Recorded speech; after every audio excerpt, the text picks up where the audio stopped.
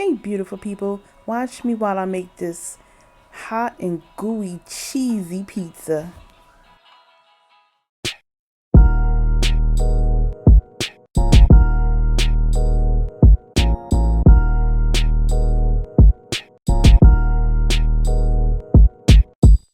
Hey, I wanted something quick and easy to make, and so using canned pizza crust is what helped me to do that.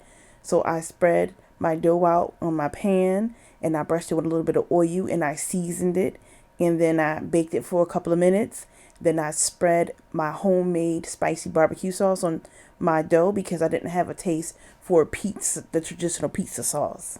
And this video is sponsored by Oils and Bar Soaps and Products.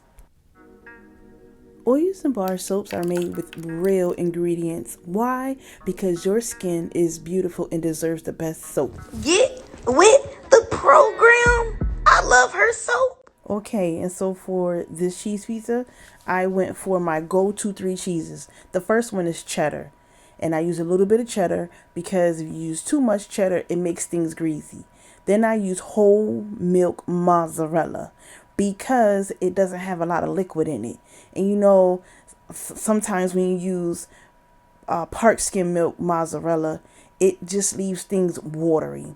Then I used a little bit of Monterey Jack blend, and I blend all those cheeses together. It gives me the flavor from the sharp, it gives me the cheese pull from the mozzarella, and the creaminess from the Monterey Jack.